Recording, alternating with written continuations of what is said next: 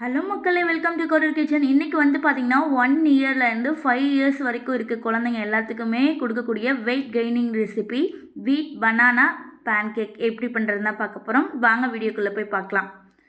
So இந்த recipe பண்ணுறதுக்கு first வந்து பார்த்திங்கன்னா ஒரு கப்பில் ஒரு 3/4 கப் வந்து பார்த்திங்கன்னா கோதுமை மாவு எடுத்திருக்கேன். 2 வாழைப்பழம் எடுத்துக்கிறேன். அதாவது சின்ன சைஸ் வாழைப்பழமாக இருக்கனால 2 வாழைப்பழம் கட் பண்ணி வச்சுருக்கேன். 2 ஸ்பூன் நாட்டு சக்கரை சேர்த்துக்கிறேன். ஒரு எக் சேர்த்துக்கலாம். ஸோ காய்ச்சின பால் வந்து பார்த்திங்கன்னா ஒரு 4 ஸ்பூன்ஸ் வந்து சேர்த்துக்கலாம்.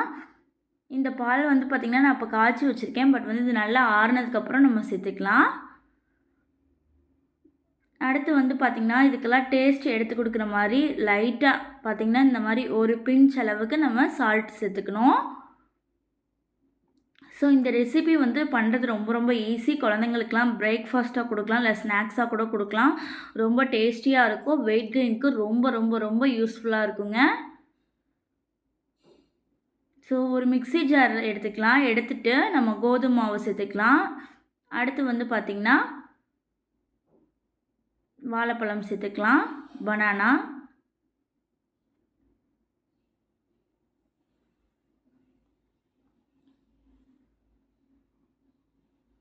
அடுத்து வந்து பார்த்திங்கன்னா பால் வந்து காய்ச்சி வச்சுருந்தது நல்லா ஆறிடுச்சு. இப்போ வந்து நான் ஒரு 4 ஸ்பூன் அளவுக்கு எடுத்து சேர்த்துருக்கேன்.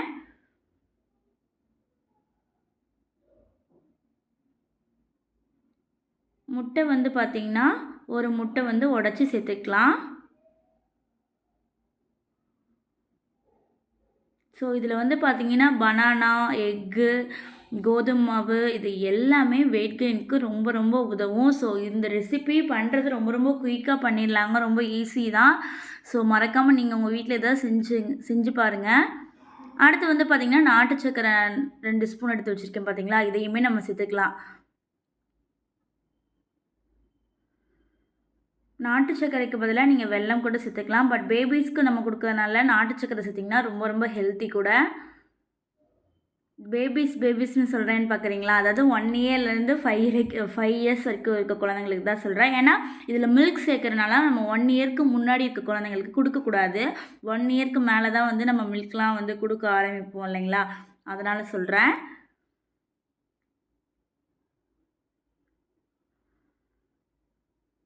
நீங்கள் வேணால் மில்க்கு மட்டும் வேணால் ஸ்கிப் பண்ணிவிட்டு மீதியெல்லாம் சேர்த்து நீங்கள் செஞ்சிங்கன்னா 8 மந்த்ஸில் இருந்து கூட குழந்தைங்களுக்கு இதை நம்ம கொடுக்கலாம்.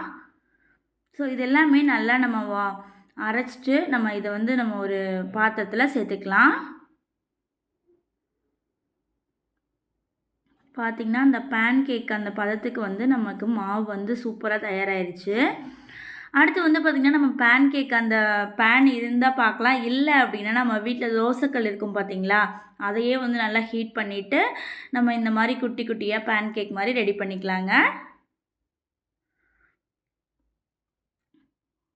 இருந்தால் நீங்கள் அதில் பண்ணலாம். இல்லை அப்படின்னா நமக்கு அந்த பேன் கேக் பண்ணுறதுக்குன்னு தனியாக ஒரு பேன்லாம் தேவையில்லை. நமக்கு தோசைக்கல் இருந்தாலே போதும். அதுலேயே வந்து நம்ம ஈஸியாக குயிக்காக பண்ணிடலாம்.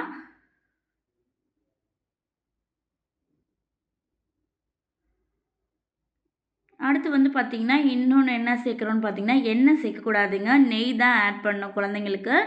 ஸோ பார்த்திங்கன்னா நெய் ஆட் பண்ணியிருக்கேன் நான். பனானா, எக், நெய், கோதுமை மாவு இது எல்லாமே வந்து பார்த்திங்கன்னா வெயிட் கெயினுக்கு ரொம்ப ஹெல்ப் பண்ணும். ஸோ இந்த ரெசிபி வந்து முழுக்க வெயிட் கெயினுக்கான ரெசிபி தாங்க. ஸோ இதை வந்து நீங்கள் மறக்காமல் உங்கள் வீட்டில் ட்ரை பண்ணி பாருங்கள். ஸ்கூல் போகிற குழந்தைங்களுக்கெலாம் காலையில் வந்து பார்த்திங்கன்னா பிரேக்ஃபாஸ்ட்டாக அந்த பேன் கேக் செஞ்சு கொடுத்திங்கன்னா சூப்பராக ஃபினிஷ் பண்ணிடுவாங்க. பிரேக்ஃபாஸ்ட்டாக செஞ்சு கொடுக்கலாம், இல்லை ஸ்நாக்காக கூட செஞ்சு கொடுக்கலாங்க. ஸோ ரொம்ப டேஸ்டியும் கூட, ரொம்ப ஹெல்த்தியும் கூட. ஸோ இந்த பேன் கேக்கை மறக்காமல் நீங்கள் உங்கள் வீட்டில் ட்ரை பண்ணி பாருங்கள். அவ்வளோதாங்க, நெய் ஆட் பண்ணி நல்லா பேன் கேக் வந்து 2 சைடும் நல்லா இப்படி திருப்பி போட்டு எடுத்தோம் அப்படின்னா நம்மளுக்கு சூப்பரான டேஸ்டியான வீட் பனானா பேன் கேக் ரெடி ஆயிடுச்சு. ஸோ நீங்களும் இந்த ரெசிபியை உங்கள் வீட்டு குழந்தைங்களுக்கு செஞ்சு கொடுத்து எப்படி இருந்துச்சு அப்படின்னு கீழே கமெண்ட் பண்ணுங்கள். நெக்ஸ்ட் ஒரு இன்ட்ரெஸ்டிங்கான சூப்பரான ஹெல்த்தியான ரெசிபியோடு வரேன். Bye friends.